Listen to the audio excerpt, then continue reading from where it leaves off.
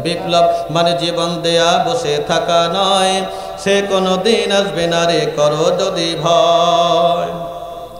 লড়াইয়ের ওই ময়দানেতে যেতে তোমাকে হবে, প্রয়োজনে সব রক্তটুকু জমিনেই ঢেলে দেবে। লড়াইয়ের ওই ময়দানেতে যেতে তোমাকে হবে, প্রয়োজনে সব রক্তটুকু জমিনেই ঢেলে দেবে। তবু তোমায় লড়তে হবে, মানবে না পরাজয়। তবু তোমায় লড়তে হবে, মানবে না পরাজয়। বিপ্লব মানে জীবন দেয়া বসে থাকা নয়, সে কোনো দিন আসবে না রে করো যদি ভয়। আর ইমানের যখন জোশ ওঠে তখন 60 বছরের বৃদ্ধ জওয়ানে পরিণত হয়ে যায়, ঠিক কিনা বলেন? যখন ইমানের জোশ ওঠে, বদরের প্রান্তরে, উহুদের যুদ্ধে, সেখানে 30 বছরের যুবক যেরকম হুঙ্কার দিয়েছিল, 60-70 বছরের যারা বৃদ্ধ তাদের ভাবসাব দেখলে মনে হতো তারা যেন 30 বছরের নওজোয়ান মাঠে যুদ্ধ করার জন্য নেমেছে, কথা ঠিক কিনা বলেন? সম্মানিত হাজিরিন, এই জন্য আমাদেরকে মাথা ঠিক রেখে কাজ করতে হবে, কথা ঠিক কিনা? কথা বলেন। মুসলমান বারবার ধোঁকা খায় না, মুসলমান বারবার এক করতে পারে না, আমরা বারবার এক করতে পারতে চাই না। এবার যুবকরা একত্রিত হয়ে এবার সংগ্রাম হবে, আন্দোলন হবে, বাংলাদেশে ইসলামী হুকুমত কায়েমের আন্দোলন, করতে ঠিক কিনা বলেন? কারা কারা আল্লাহু আকবার তো এই দলে থাকবেন ইনশাআল্লাহ।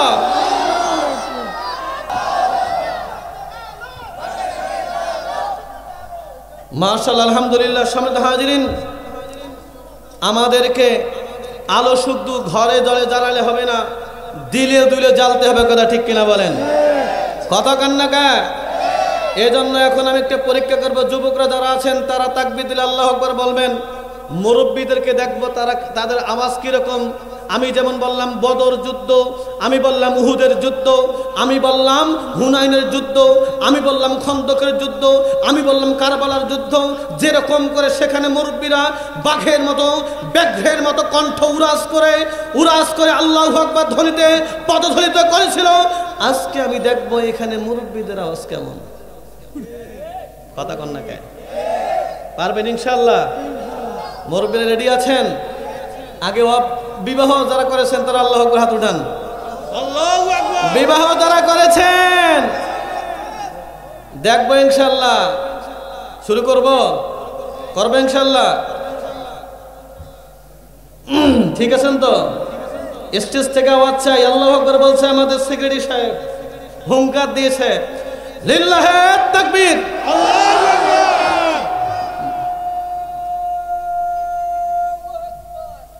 আলহামদুলিল্লাহ। দেখছেন যুবক ভাইরা আছেন? কই আছেন? হাত উঠান দেখি না, কই যুবক?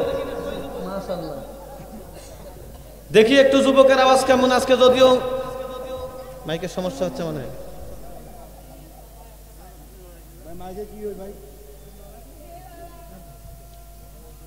আলহামদুলিল্লাহ, আলহামদুলিল্লাহ।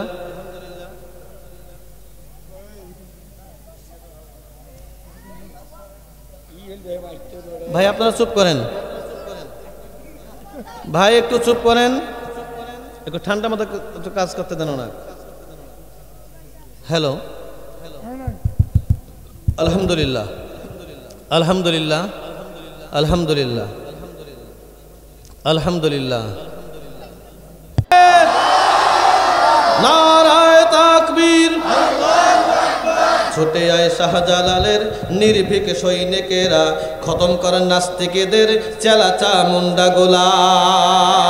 ছুটে আয় শাহজালালের বিনির্ভীক সৈনিকেরা, খতম করেন নাস্তিকদের চেলা চামুন্ডা গোলা। অলিদের ওই গলিতে বিপ্লবেরই মশাল জ্বালা, অলিদের এই গলিতে বিপ্লবেরই মশাল জ্বালা। ছুটে আয় শাহজালালের নির্ভীক সৈনিকেরা, খতম কর কাউয়াকাদের চেলা চামুন্ডা গোলা। থাকতে পারবেন ইনশাল্লাহ?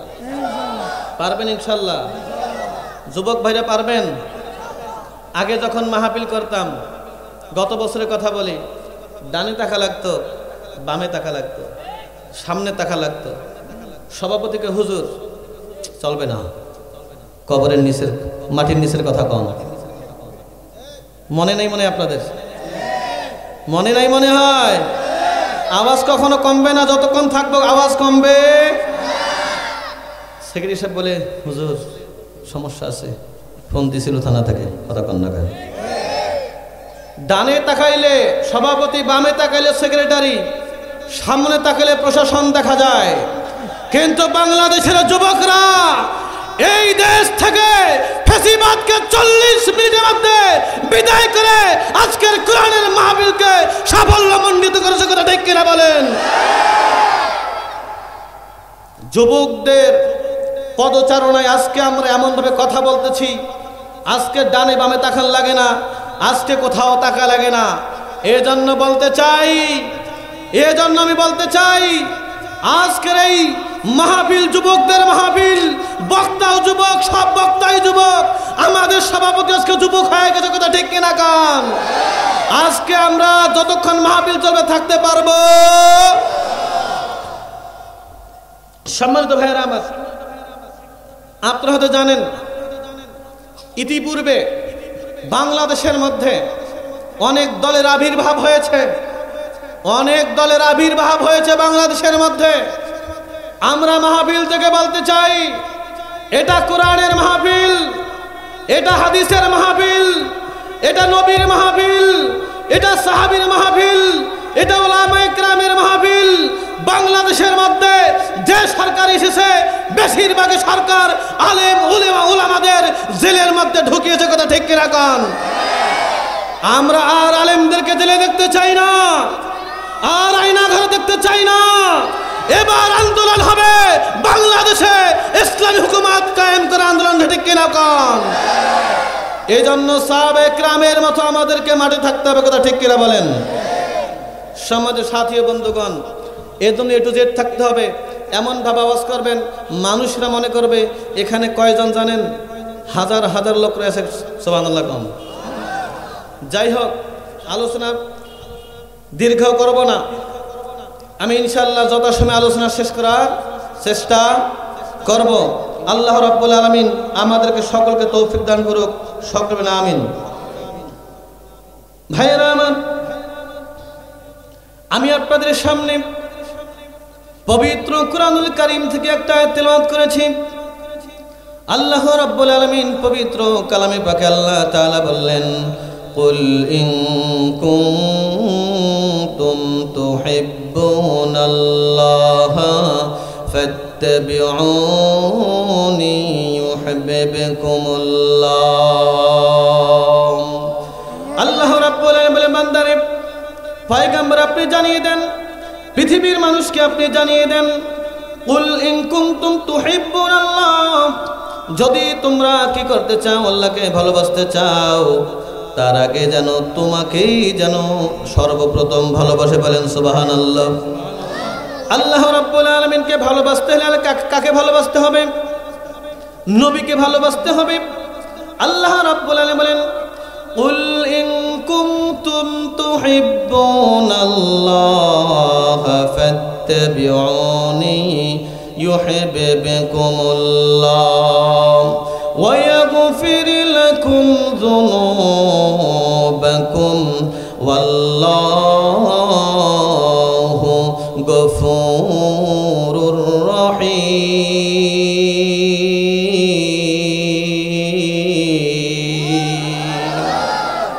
আল্লাহ বলেন বান্দারে যদি তুমি পয়গম্বরকে ভালোবাসতে পারো তাহলে আমি আল্লাহ রাব্বুল আলামিন তোমাকে এমন একটা পুরস্কার দেব যে পুরস্কারের কথা আল্লাহ তাআলা জানাই দিলেন ওয়ায়াগফির লাকুম যুনুবাকুম আল্লাহ পাক রব্বুল আলামিন সর্বপ্রথম বান্দার জীবনের সমস্ত গুনাহ আল্লাহ maaf করে দিবেন সাহাবায়ে কেরামরা রাসূল আকরাম সাল্লাল্লাহু আলাইহি সাল্লামকে এমন বেশি মহব্বত করতেন এমন বেশি ভালোবাসতেন নিজের সন্তান সন্ততি যেরকম করে ভালোবাসতেন তার সে হাজার গুণ তিনারা আল্লাহর পয়গম্বরকে ভালোবাসতেন রাসূল আকরাম সাল্লাল্লাহু আলাইহি সাল্লাম একদিন যুদ্ধের জন্য আহ্বান করলেন রাত্রিবেলা বিলাল আযান দিতেছে হাইয়া আলাল জিহাদ হাইয়া আলাল জিহাদ, যখন রাত্রিবেলা যখন হাইয়া আলাল জিহাদ বলতেছে,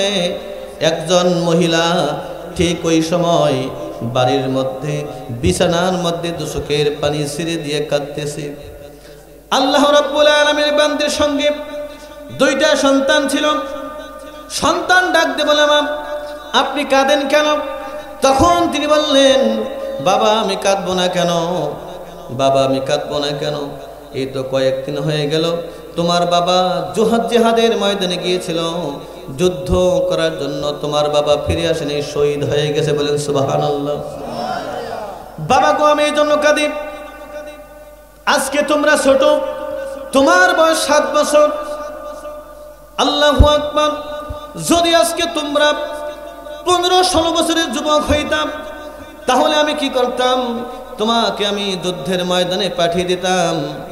সন্তান তখন বলল, মা আপনি যে যুদ্ধের ময়দানে পাঠাবেন কারণটা কি? আল্লাহর বান্দি বলল, কিয়ামতের দিন আল্লাহ রাব্বুল আলামিন যখন আমাদেরকে আহ্বান করবেন, আমার মতো অনেক মহিলারা আল্লাহ তাআলার দরবারে যাবে, যাওয়ার পরে হাজির হয়ে যাবে, হাজিরা দিবে।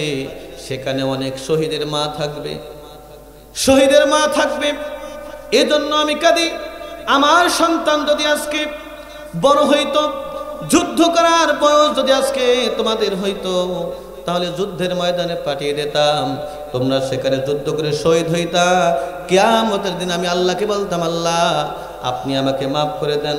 আর যদি আল্লাহ তাআলা আমাকে বলে, বান্দি তুমি কি নিয়ে আসছো, তখন আমি তোমাকে দিয়ে দেখাইতাম যে আল্লাহ আমি আপনার ময়দানে যুদ্ধে আল্লাহ শহীদ হয়ে গেছে, এই ছেলেকে আল্লাহ আমার সঙ্গে আমি নিয়ে আসছি। বলেন সুবহানাল্লাহ। আল্লাহ রাব্বুল আলামিনের বান্দি যখন দুচোখের পানি ছিঁড়ে কাঁদলেন, সন্তান তখন বলে, মা আপনি কোনো টেনশন করবেন না, আপনার টেনশন আপনি বাদ দেন, আমি আপনাকে ওয়াদা দিলাম। 7 বছরের ছোট্ট সন্তান বলতেছে, মা আমি আজকে ওয়াদা দিলাম, আমি যদি আল্লাহু আকবার বেঁচে থাকি তাহলে এই যুদ্ধে আমি যাব এবং আমি যুদ্ধে শহীদ হব, দুনিয়া থেকে যাব এবং আমি তোমাকে শহীদের মা বানাবো। ফজরের যখন আজান হয়ে গেল, সকল সাহাবী চলে গেল মসজিদে নববীর ওখানে। পুরুষদের একটা লাইন, মহিলাদের একটা লাইন। আল্লাহু আকবার। মহিলাটি চলে গেল পুরুষদের লাইনে। অনেক পুরুষ বলতেছে, মহিলা তুমি এখানে কেন আসছো? তোমার লাইন তো এটা নয়, তোমার লাইন হলো মহিলাদের লাইন, তুমি সেখানে চলে যাও, এখানে পুরুষের লাইন, তোমাকে এখানে থাকা যাবে না। বলল, তোমরা কি দেখো না আমার কুলের মধ্যে কে আছে? আমার কুলের মধ্যে রয়েছে আমার ছোট্ট ছেলে। তোমরা কি মনে করো আমার সন্তান যুদ্ধ করতে পারবে না? তখন অন্যান্য সাহাবারা বলল, না আমরা মনে করি তোমার সন্তান কোনো যুদ্ধ করতে পারবে না। আল্লাহু আকবার। সন্তান স্কুলের মধ্যে জনম দুঃখিনী মা চিল্লায় বলতেছেন, আমার সন্তান যুদ্ধ করতে পারবে না, কিন্তু আমার সন্তান যখন যুদ্ধের ময়দানে থাকবে, আমার সন্তান যখন যুদ্ধের ময়দানে থাকবে, তোমাদের যখন ঢাল পড়ে যাবে, তখন তোমরা আমার সন্তানটাকে ঢাল হিসেবে ব্যবহার করতে পারবে। সুবহানাল্লাহ। রাস্তা কম।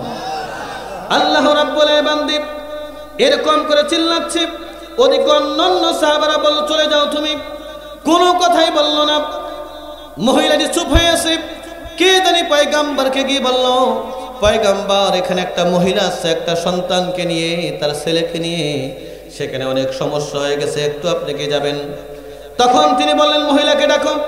মহিলা যখন আসলো, আসার পর আল্লাহু আকবার, সন্তানকে কোলে নিয়ে তিনি মহানবীকে বলছেন, পয়গম্বর আমি আজকে আমার সন্তানকে নিয়ে আসছি, আপনার এখানে উপস্থিত হয়েছি, কারণ আজকে রাত্রিবেলায় বেলাল হাইয়া আলাল জিহাদ বলে ডাকছে। মহানবী বললেন, ও আমার মা, আপনি কাজ কেন করলেন? আপনি দেখতেছেন এখানে সবাই যুবক, আপনি দেখতেছেন এখানে অনেক বৃদ্ধ আছে, সেটাও শক্তি আছে, জোয়ানের মতো কাজ করে, আপনার সন্তানকে নিয়ে আমি কি করব? তখন পয়গম্বরকে ডাক দিয়ে বলেন, পয়গম্বর এই যে আপনি যে আমার সন্তানকে নিয়ে যাবেন, কি আর করবেন আমি তো জানি কোনো যুদ্ধের মধ্যে কোনো কাজে লাগবে না, তবে আমি আপনাকে বলি আমার এই সন্তানকে আপনার কাছে রাখবেন, অন্য কারো কাছে নয়। বলল, কেন আমার কাছে রাখবো? তখন তিনি বললেন, তো আপনার কাছে এই জন্য রাখবেন, যখন কাফের বেঈমান মুশরিকরা যখন আপনার উপর তীর নিক্ষেপ করবে, আপনি তখন একটা কাজ করবেন, আমার এই সন্তানটার ওজনও কম, আমার সন্তানটাকে আপনি হাতের মধ্যে নেবেন। হাতের মধ্যে নিয়ে যদি ডানে তীর আসে ডান দিকে ধরবেন, বামে তীর আসলে বাম দিকে ধরবেন, সামনে তীর আসলে সামন দিকে আপনি ধরবেন। আমার সন্তানকে আপনি কাজে লাগান। তখন আল্লাহর পয়গম্বর বলল, মা এটা কখনো সম্ভব হতে পারে না। যাও, আজকে আমি তোমাকে কথা দিলাম, যাও কথা দিলাম, আমি কথা দিলাম তোমার এই সন্তানকে বড় হলে আমি যুদ্ধের ময়দানে নিয়ে যাব। জনম দক্ষিণে বলল না, ছোট্ট সন্তান পয়গম্বরের সমস্ত কথা শুনতেছে, কিছুই বলে না। আল্লাহু আকবার। মাকে যখন এই ধরনের কথা বলল, পয়গম্বর বলল, আল্লাহি, আল্লাহর কসম করে বললাম, মা তুমি এখন আজকে যাও, আর এক সময় তুমি আসিও, বড় হোক সন্তান, তখন আমি কি করব, তোমার সন্তানকে যুদ্ধে বাড়াবো। সন্তান তখন কোনো কিছু সব শুনতেছেন, কোনো বলে না। মা তখন দুচোখের পানি ছেড়ে দিয়ে কাঁদতে কাঁদতে বাড়ির দিকে যায়। যাওয়ার সময় সন্তান কোল থেকে ঝটকে পড়ে গেল। মা কি বলল, মা তুমি কেন, কোথায় যাচ্ছ? তখন বলল, তুমি কি শুনলা না পয়গম্বর কি বলল, তোমাকে বড় হতে বলছে? বলে, মা আপনি যান, সমস্যা নাই। আপনার কি মনে নেই আজকে তাহাজ্জুদের সময় আমি আপনাকে ওয়াদা দিয়েছি, আমি আপনাকে শহীদের মা বানাবো। সন্তান যখন এই কথা বলল, মা তখন বলল, বাবা কি করবা তুমি? কারণ হুজুর তো বলল তোমাকে নেবে না। তখন তিনি বললেন, না আমি আগে পয়গম্বরের সঙ্গে একাকী কথা বলবো, পয়গম্বরের সঙ্গে একাকী কথা বলবো। পয়গম্বরের সামনে চলে গেলেন। যাওয়ার পরে পয়গম্বরকে বললেন, পয়গম্বর আপনি কি কি করবেন, আমাকে নেবেন কি নেবেন না? পয়গম্বর বলেন, না তোমাকে নেওয়া হবে না। আল্লাহু আকবার। সন্তান এমন জোশ, ছেলের এমন জোশ, বলে যদি আপনি আমাকে না নেন আমি এখান থেকে যাব না। একটা সুস্থ শিশুর যদি এরকম তামান্না থাকতে পারে, আশা আকাঙ্ক্ষা থাকতে পারে, আপনার আমার কার কার আশা আছে যে আমরা আমাদের মা এবং বাবাকে শহীদদের মা বাবা বানাবো? আল্লাহু আকবার। কার কার আশা? লিল্লাহে তাকবীর। এই জন্য কোনো ভয় করা যাবে? কথা বলেন, ভয় করা যাবে কিনা? এই জন্য আমরা যে আন্দোলন করতে আন্দোলন করব, বিপ্লব করলে বিপ্লব করব, কথা ঠিক কিনা বলেন? পারবেন কিনা? শক্তি আছে তো? হ্যাঁ, বিপ্লব করতে পারবেন? বিপ্লব মানে জীবন দেয়া বসে থাকা নয়, সে কোনো দিন আসবে না রে করো যদি ভয়। বিপ্লব মানে জীবন দেয়া বসে থাকা নয়, সে কোনো দিন আসবে না রে করো যদি ভয়। আসবে বিজয় রক্ত আর জীবনের বিনিময়, আসবে বিজয় রক্ত আর জীবনের বিনিময়। বিপ্লব মানে জীবন দেয়া বসে থাকা নয়, সে কোনো দিন আসবে না রে করো যদি ভয়। আওয়াজ তো হইল না। বিপ্লব মানে জীবন দেয়া বসে থাকা নয়, সে কোনো দিন আসবে না রে করো যদি ভয়। আসবে বিজয় রক্ত আর জীবনের বিনিময়, আসবে বিজয় রক্ত আর জীবনের বিনিময়। বিপ্লব মানে জীবন দেয়া বসে থাকা নয়, সে কোনো দিন আসবে না রে করো যদি ভয়। বিপ্লব মানে জীবন দেয়া বসে থাকা নয়, সে কোনো দিন আসবে না রে করো যদি ভয়। লড়াইয়ের ওই ময়দানেতে যেতে তোমাকে হবে, প্রয়োজনে সব রক্তটুকু জমিনেই ঢেলে দেবে। লড়াইয়ের ওই ময়দানেতে যেতে তোমাকে হবে, প্রয়োজনে সব রক্তটুকু জমিনেই ঢেলে দেবে। তবু তোমায় লড়তে হবে, মানবে না পরাজয়, তবু তোমায় লড়তে হবে, মানবে না পরাজয়। বিপ্লব মানে জীবন দেয়া বসে থাকা নয়, সে কোনো দিন আসবে না রে করো যদি ভয়। বিপ্লব মানে জীবন দেয়া বসে থাকা নয়, সে কোনো দিন আসবে না রে করো যদি ভয়। কোথা থেকে কোন ভিনদেশি শকুন আমার দেশে এসে সেবার নামে বসলো জোরে মির্জাফরের বেশে। আমরা আর বসতে দেব না, ঠিক কিনা? এবার যারাই ক্ষমতার অপব্যবহার করবে আবারও 5 আগস্ট হবে, আন্দোলন করে ভারতে পাঠিয়ে দেবো, ঠিক কিনা কন?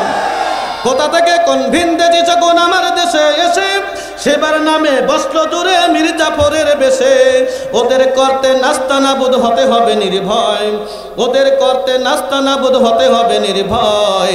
বিপ্লব মানে জীবন দেয়া বসে থাকা নয়, সে কোনো দিন আসবে না রে করো যদি ভয়। শাসনের নামে কেউ বা বিশ্বে মেহনত জনতারে, ইমানের ওপর আঘাতরা হানিসে বারে বারে। হুজুর দেখলেই জঙ্গিবাদী, কথা কন না কা? টুপি দেখলে জঙ্গিবাদী, মুরব্বী জঙ্গিবাদী, হাজি সাহেব জঙ্গিবাদী, হাজি সাহেব জঙ্গিবাদী, টুপি এসে দাঁড়িয়ে আসরা নাই, পাঞ্জাবি আসরা নাই, কিন্তু 16 বছরের মধ্যে দাড়ি দেখলে জঙ্গিবাদী, টুপি দেখলেই মৌলবাদী, জিহাদের কথা বললে হয়ে যাই আমরা বিদ্রোহী। সম্মানিত হাজিরিন, এই বিদ্রোহী, এই জঙ্গিবাদী, এই যুব সমাজ, এই ছাত্র সমাজ, সমস্ত জনগণ একত্রিত হয়ে 40 মিনিটকে হাতে নিয়ে বুবুজানকে আসল বাড়ি ভারতে পাঠিয়ে দিয়েছি। কথা কন না কে? জঙ্গিবাদী আর বলে কেউ আছে? যদি কেউ থাকে হাত ভেঙে দেওয়া হবে, ঠিক কিনা কোন? কথা কন না কে? শাসনের নামে কেউ বা পিচ্ছে মেহনতি জনতারে, ইমানের ওপর আঘাতরা হানিছে বারে বারে। শয়তানের ওই ফাঁদে পড়ে মোরা জীবন করেছি ক্ষয়। বিপ্লব মানে জীবন দেয়া বসে থাকা নয়, সে কোনো দিন আসবে না রে করো যদি ভয়। বিপ্লব মানে জীবন দেয়া বসে থাকা নয়, সে কোনো দিন আসবে না রে করো যদি ভয়। আমার বন্ধুগণ, মা যেমন ছিল সন্তানও কিন্তু তেমন। বিশ্বনবীর কাছে সন্তান যেরকম করে কথা বলল, আসলে মা যেমন হয় সন্তানও কিন্তু তেমন হয়। কথা কন না?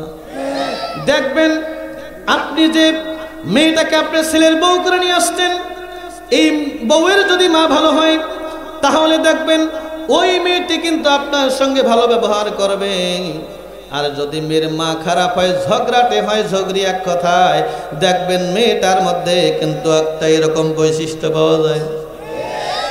আপনার এলাকায় নাই? আমার মিনাজ বদরত আছে। আমার বন্ধুগণ, মা যেমন সন্তান তেমন। ছোট্ট বালক যেমন দেখেন হুঙ্কার, আল্লাহু আকবার। এই জনম দুঃখিনী মা নিজের সন্তানকে কি করলো? বরদাস্ত করলো। মত কথায় নিজের সন্তানকে আল্লাহ রাস্তায় বিলিয়ে দিল, আল্লাহ রাস্তায় দিল, কোনো ভয় করলো না। সন্তান যাবে যাবে, কোনো ভয় করলো না। আপনি আমি কি জানি এই মা যেমন, এই মা এমন। আল্লাহু আকবার।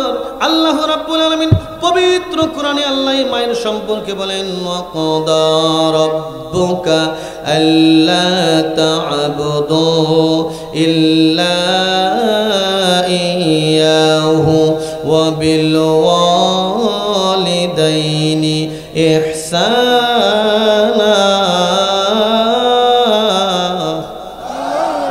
আল্লাহ রাব্বুল বলেন, বান্দারে আমি ফয়সালা করে দিলাম, আমি আইন করে দিলাম, ফরজ আইন করে দিলাম, তুমি আমাকে ইবাদত করো, আমার ইবাদত করো, আমাকে সিজদা করো, আমার ইবাদতের পর তুমি তোমার মার ইবাদত করো।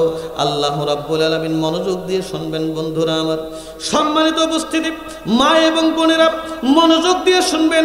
আল্লাহ রাব্বুল আলামিন জনম দুঃখিনী মার কথা কোরআনে আল্লাহ তাআলা কেন বললেন, বাবার কথা কেন বললেন? আমি আজকে আপনাদের মায়ের কথাটা বলে যাই। আমাদের জনম দুঃখিনী মা কেমন কষ্ট করেছে তা আপনারা জানেন না। আপনারা হয়তো জানেন না মা কেমন কষ্ট করেছে, বাবা কেমন কষ্ট করেছে। মায়ের পেটের মধ্যে মা জনম দুঃখিনী মা আপনাকে আমাকে কিরকম করে নিয়ে বেরিয়েছে, মনোযোগ দিয়ে একটু দয়া করে শুনবেন। আল্লাহ রাব্বুল আলামিন যখন মায়ের পেটের মধ্যে আপনাকে আমাকে দিল, মা হতে হবে কেমন? মা হতে হবে আল্লাহওয়ালা, মা হতে হবে দিনদারওয়ালা। দেখেন জনম দুঃখিনী মার পেট থেকে আল্লাহ তাআলা কেমন সন্তান বের করান, আর এই সন্তানগুলোকে আল্লাহ তাআলা কেমন করে আল্লাহ রাব্বুল আলামিন পেটের মধ্যে সন্তানদেরকে রাখেন। বিজ্ঞানীরা বলেছে, রংপুর এক ডাক্তারকে জিজ্ঞাসা করা হয়েছিল, ডাক্তার সাহেব মায়ের পেটের মধ্যে আল্লাহ রাব্বুল আলামিন সন্তানদেরকে কেমন কোন অবস্থায় রাখেন, কেমন করে লালন পালন করেন, কেমন করে বড় করেন। ডাক্তার সাহেব বলেছিল আল্লাহু আকবার, সন্তানকে আল্লাহ রাব্বুল আলামিন যখন কোন মায়ের পেটে দেয়, মায়ের যখন আল্লাহু আকবার যে স্থলের মধ্যে দেয়, যে জায়গাটার মধ্যে সন্তান থেকে থলি, এই থলিটার ওজন মাত্র 10 সেন্টিমিটার। কত সেন্টিমিটার? কথা বলেন, মাত্র 10 সেন্টিমিটার। এই সন্তান কি যখন মাত্র 7 মাস 1 দিন হয়ে যায়, আল্লাহ রাব্বুল আলামিন এই সন্তানটিকে আল্লাহ পাক রাব্বুল আলামিন ঠিক 10 সেন্টিমিটার করে দেন। সুবহানাল্লাহ বলেন, 10 সেন্টিমিটার করে দেন। ডাক্তারকে বলা হলো, ডাক্তার সাহেব পেটের থলি যদি 10 সেন্টিমিটার হয়, তাহলে সন্তানও হইল তো 10 সেন্টিমিটার, তাহলে ওখানে সন্তান কেমন করে বড় হয়?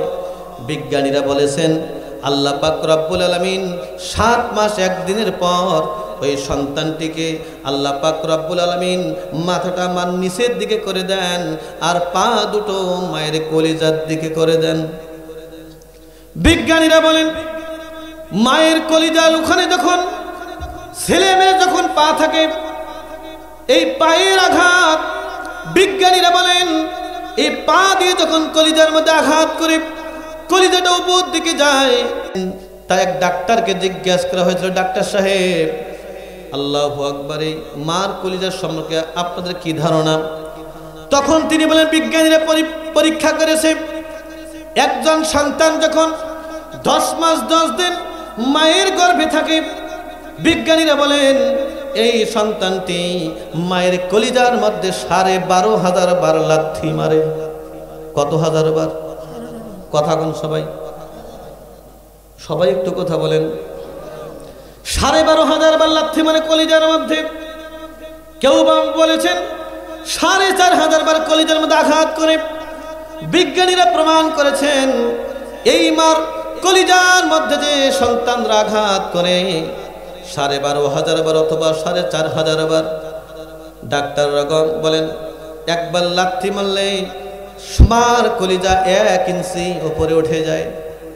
যখন কলিজা উপরে উঠে যায় তখন জনম দুঃখিনী মা এদিকে কাঁথায় ওদিকে কাঁথায়, কোনো কথা বলতে পারে না, খাইতে পারে না, কিছুই করতে পারে না। বিজ্ঞানীরা বলেন এই জনম দুঃখিনী মা তখন কিছুই করতে পারে না।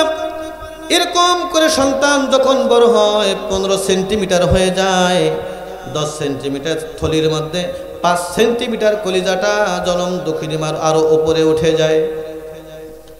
বিজ্ঞানীরা বলেন এই জনম দুঃখিনী মার এত পরিমাণ আঘাত করা হয়। ডাক্তারকে বলা হলে, ডাক্তার সাহেব আপনারা কি কখনো পরীক্ষা করেন নাই এই মাকে বারবার যে কলিজার মধ্যে আঘাত করা মাকে কি লাগে না? বিজ্ঞানীরা বলেছেন লন্ডনের মধ্যে বাবার কলিজা এবং মায়ের কলিজা নিয়ে গবেষণা চালানো হয়েছিল। সেখানে দেখা গেছে বিজ্ঞানীরা বলেছেন মায়ের কলিজার মধ্যে 12,500 বার লাথি মারে, এর একবার যদি একটা লাথি বাবার কলিজার মধ্যে আঘাত করতই পা দিয়ে, বাবা সাথে সাথে সেখানে মারা যেত। বলেন সুবহানাল্লাহ। আল্লাহ রাব্বুল আলামিন এমন মায়ের মধ্যে ক্ষমতা দিয়েছেন, আল্লাহকে কুদরত আল্লাহ তাআলা দিয়েছেন। যার মা আছে ভালো করে বুঝবেন আপনি আপনার মার কেন আপনি খেদমত করবেন। দ্বিতীয় বক্তা আলোচনাটা টুকু করে গেছে বিধায় আমি আলোচনাটা অ্যাড করলাম। আল্লাহু আকবার। বিজ্ঞানীরা বলেন এই মায়ের কলিজার মধ্যে যে আঘাত করা হয়, এই আঘাতকৃত, বিজ্ঞানীরা বলেন আঘাত যেখানে বেশি করে ওই জায়গাটার মধ্যে যে একটা দাগ হয়, আল্লাহ পাক রব্বুল আলামিন এই দাগটা রেখে দেন। আল্লাহ রাব্বুল আলামিনের যে বান্দা মায়ের কলিজার মধ্যে বেশি আঘাত করে ওই সন্তানকে মা সব চাইতে বেশি মহব্বত ভালোবাসা দেয়। বলেন সুবহানাল্লাহ।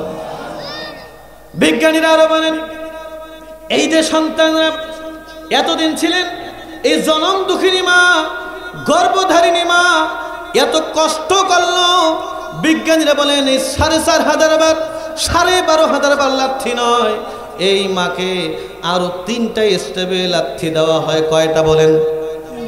3টে স্টেপে লাথি দেওয়া হয়। মায়ের যখন বাচ্চা হবে কয়েকদিন আর লাগবে, 3 থেকে 4 দিন মনে করেন।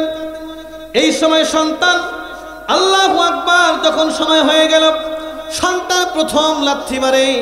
লাথি মারার সঙ্গে সঙ্গে মায়ের ডিম্বাণুর প্রায় 60টি পর্দা টাস টাস করে ফেটে যায়। ঠিক ওই সময় জনম দুঃখিনী মা পানি পানি করে। ডাক্তারগণ বলেন ওই সময় কোনো পানি খাওয়ানো যাবে না, কারণ ওই সময়ের মার অবস্থা খারাপ হয়ে যায়। বিজ্ঞানীরা বলেন যখন কি হয়ে যায়, ডিম্বাণুর 60টা পর্দা ফেটে যায়, তারপরে আরো একবার যখন লাথি মারে, লাথি মারার সঙ্গে সঙ্গে মায়ের জরায়ুর 7টি পর্দাও ফেটে যায়। জনম দুঃখিনী মা তখন বেডের মধ্যে শুয়ে যায়। বিজ্ঞানীরা বলেন, ডাক্তাররা বলেন, মায়ের তখন প্রায় 1.25 কেজি রক্ত নির্গত হয়। মায়ের শরীর থেকে কত কেজি? কতক্ষণ না কে? মায়ের 1.25 কেজি রক্ত তিনি বিলীন করে দেন আপনার আমার জন্য। যে জনম দুঃখিনী মা বারবার আমাদেরকে কি করলো? রক্ত দিল, 1.25 কেজি রক্ত আপনার আমার জন্য দিল। এই মায়ের খেদমত করার দরকার আছে না নাই? যারা বলতেছেন তারা মনে হয় খেদমত করবেন না, আছে না নাই? আমার বন্ধুগণ, বিজ্ঞানীরা বলেন এই যে আরো একটা যখন লাথি মারে, লাথি মারার সঙ্গে সঙ্গে মায়ের কলিজার মধ্যে সর্বশেষ লাথি মারে। লাথি মারার পর আল্লাহ পাক রব্বুল আলামিন এমন একটা সিস্টেম করেছেন, বিজ্ঞানীরা বলেন লাথি মারার সঙ্গে সঙ্গে মায়ের কলিজাটা আলতো করে ফেটে যায়। মায়ের যখন কলিজা ফেটে যায় তখন মা বেহুশ হয়ে যায়। বাচ্চা যখন দুনিয়াতে আসে, বাচ্চা যখন ওয়া ওয়া করে, উম্মা উম্মা করে, বিজ্ঞানীরা বলেন আমরা ইথার ধরলাম বাচ্চাটার মুখের মধ্যে, মাইক্রোস্কোপ আমরা ধরলাম কোথায়? মায়ের কলিজার মধ্যে ধরলাম। দেখলাম আমরা কম্পিউটারের মধ্যে দেখলাম যখন উম্মা উম্মা শব্দ করে, এই শব্দটি মায়ের কানের দিকে ঢুকলো, কান দিয়ে ঢুকলো। আল্লাহু আকবার যখন কলিজা দিয়ে বের হয়ে গেল, সাথে সাথে আমরা দেখলাম কলিজার ছিদ্রটা সাথে সাথে আল্লাহ সেলাই করে দিলে। আল্লাহ রাব্বুল আলামিন এই জন্য বলেন ওয়া ক্বাদা রাব্বুকা আল্লা তা'বুদু ইল্লা ইয়্যাহু ওয়া বিল ওয়ালিদাইনি ইহসানা। আল্লাহ বলেন বান্দারে আমার ইবাদত করার পরে মার ইবাদত করো। ভাইরা আমার, এই মাকে বলতে চাই, আপনি যদি ওমরের মতো, আবু বকরের মতো, ওমরের মতো, ওসমান আলীর মতো সন্তান চান, তাহলে প্রত্যেক দিন আপনাকে রাত্রিবেলায় করে সিরিয়াল দেখতে হবে। কথা বলেন, ওয়াজ বুঝছেন নি? সিরিয়াল বোঝেন?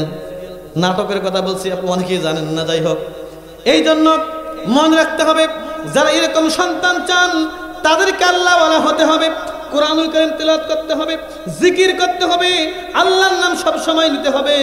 যদি আপনি আমি করতে পারি, আপনি আমি আপনার স্ত্রীদেরকে যদি আপনারা শিখাইতে পারেন, দেখবেন আপনার কিন্তু আল্লাহ তাআলা ওই রকম সন্তান দেবে কি দেবে না? সেই সন্তান, ওই মহিলার, এরকম মহিলার সন্তান বলল, হুজুর আমি দেখলাম আমার মা যখন রান্না করে সেখানে দেখলাম প্রথমে শুকনা খড়ি দেয়, তারপরে যখন আগুন দাউ দাউ করে জ্বলে তখনই কিন্তু একটু কাঁচা খড়ি দেয়, দেওয়ার সঙ্গে সঙ্গে কাঁচাটাও কিন্তু শুকনোর সাথে জ্বলে। হুজুর আপনি আমাকে যুদ্ধের ময়দানে নিয়ে যাবেন, আপনি যখন আমাকে যুদ্ধের ময়দানে নিয়ে যাবেন, যাওয়ার সময় সর্বপ্রথম আপনি কি করবেন? আমাকে যুদ্ধের ময়দানে পাঠিয়ে দেবেন। আমি প্রথম শহীদ হয়ে গেলে আপনার পেছনে যারা আছে তাদের একটা অটোমেটিক জোশ চলে আসবে, এই জোশে তারা যুদ্ধ করে আল্লাহর হুকুম তারা জমিনের মধ্যে কায়েম করতে পারবে। নবী বললেন না কখনো হবে না, তুই বাড়ি চলে যাও। এই মুহূর্তে আল্লাহ রাব্বুল আলামিন জিব্রাইলকে বলেন, জিব্রাইল যাও তুমি পয়গম্বরের কাছে যাও। জিব্রাইল যখন পয়গম্বরের কাছে আসলেন, আসার পর পয়গম্বর সালাম দিলেন, উনিও সালাম দিলেন, উনিও সালাম দিলেন। বলল হঠাৎ করে আপনি কেন আসলেন? কয় আপনি কি কাজ করতেছেন? তিনি বললেন যুদ্ধের ময়দানে যাব, এই জন্য সিরিয়াল করতেছি। তখন তিনি বললেন সিরিয়ালে কার নাম লেখছেন? উনি বলল অন্য জনের সব নাম লেখা হয়েছে। তখন তিনি বললেন বাচ্চাটা কেন? বলল যুদ্ধে যেতে চাই। পয়গাম্বরকে বললেন পয়গাম্বর, আল্লাহর বন্ধু, আল্লাহর হাবিব, আপনি শুনে রাখেন, আপনি যে এই বাচ্চার নাম লিখতেছেন না, এই বাচ্চার আল্লাহু আকবার, আল্লাহ পাক রব্বুল আলামিন এবং ফেরেশতাদেরকে নিয়েও কিন্তু কিছু কিছু নাম লিখতেছেন। যারা যুদ্ধের ময়দানে যাবে তাদের নাম আল্লাহ রব্বুল আলামিন নিজেই লিখতেছেন। সুবহানাল্লাহ, আরো জোরে সুবহানাল্লাহ। রব্বে কারীম আমাকে বলেছেন আপনাকে সংবাদটা দেওয়ার জন্য, এই যে বাচ্চাটা আপনি নাম লিখতেছেন না, আল্লাহর আরশের মধ্যে লিখতেছেন, আল্লাহ পাক রব্বুল আলামিন সবার আগে আল্লাহ এই বাচ্চাটার নাম লিখেছে। এই জন্য পয়গম্বরের প্রতি মহব্বত থাকতে হবে কি হবে না? দেখেন পয়গম্বরের প্রতি কেমন মহব্বত, কেমন মহব্বত পয়গম্বরের প্রতি। ছোট্ট একটা ছেলে হাউমাউ করে কাঁদতেছে, পয়গম্বর যুদ্ধ থেকে আসতেছেন। এমন সময় তিনি বললেন আল্লাহর পয়গম্বর, নারে তাকবীর। কেমন মহব্বত আল্লাহ পাক রব্বুল আলামিন কেমন মহব্বত করতে বলেছেন। আল্লাহ তাআলা বলেছেন ওয়ায়াগফির লাকুম যুনুবাকুম ওয়াল্লাহু গফুরুর রহিম। আল্লাহ রাব্বুল আলামিন বলেন বান্দারে, যদি তোমরা আল্লাহর পয়গম্বরকে ভালোবাসতে পারো তাহলে আমি আল্লাহ পাক রব্বুল আলামিন তোমাদের সমস্ত গুনাহ মাফ করব, এবং আমি আল্লাহ তাআলা হচ্ছি একজন ক্ষমাশীল এবং দয়ালু। বলেন সুবহানাল্লাহ। বলেন তো পয়গম্বরকে ভালোবাসা দরকার আছে না নাই? কথা বলে আছে না নাই? আমার পাগল মনেছে, আমার পাগল মন, সবাই আমার পাগল মনই মদিনা, পাগল মনই মদিনার প্রেমে পড়ে। এই মনকে ওই মদিনা, এই মনকে বন্দি করেছে আমার পাগল মনই মদিনার। সবাই আমার পাগল মনই মদিনার। ওই মদিনা এই মনকে, ওই মদিনা এই মনকে বন্দি করেছে আমার পাগল মন ওই মদিনার প্রেমে পড়েছে, আমার পাগল মন ওই মদিনার প্রেমে পড়েছে। জানি না ওই মদিনায় কি আছে মধু, মদিনা মদিনায় আমায় করেছে জাদু। জানি না ওই মদিনায় কি আছে মধু, মদিনা মদিনায় আমায় করেছে জাদু। বিশ্বজগৎ নবীর প্রেমে, বিশ্বজগৎ নবীর প্রেমে পাগল হয়েছে আমার পাগল মন ওই মদিনার প্রেমে পড়ে। সবাই আমার পাগল মন ওই মদিনার। নবী আমার জানেরই জান, আমার প্রাণের প্রাণ, নবীজিকে দেখার লাগি মন করে আনচান। নবী আমার জানেরই জান, আমার প্রাণের প্রাণ, নবীকে দেখার লাগি মন করে আনচান। বিশ্বজগৎ নবীর প্রেমে, বিশ্বজগৎ নবীর প্রেমে পাগল হয়েছে আমার পাগল মন ওই মদিনার, আমার পাগল মন ওই মদিনার প্রেমে পড়েছে। ওই মদিনা এই মনকে, ওই মদিনা এই মনকে বন্দি করেছে আমার পাগল মন ওই মদিনার প্রেমে পড়েছে। এই আমার পাগল মন ওই মদিনার প্রেমে পড়েছে। নবীর জিয়ারতে যাব এই তো কামনা, দয়াল নবীর দেখা পাবো মনের বাসনা। কে কে নবীজিকে দেখতেছে? লিল্লাহে তাকবীর। নবীর জিয়ারতে যাব এই তো কামনা, দয়াল নবীর দেখা পাবো মনের বাসনা। মদিনার ওই সবুজ মিনার, মদিনার ওই সবুজ মিনার, মদিনার ওই সবুজ মিনার মনটা শুয়েছে আমার পাগল মন। আমার পাগল মন ওই মদিনার প্রেমে পড়েছে। ওই মদিনা এই মনকে, ওই মদিনা এই মনকে বন্দি করেছে। আমার পাগল মন ওই মদিনার প্রেমে পড়েছে। আমার বলেন তো বিশ্ব নবীকে কারা কারা দেখতেছে? আল্লাহু আকবার। বিশ্ব নবীকে দেখতে চাইলে বেশি বেশি করে দরুদ শরীফ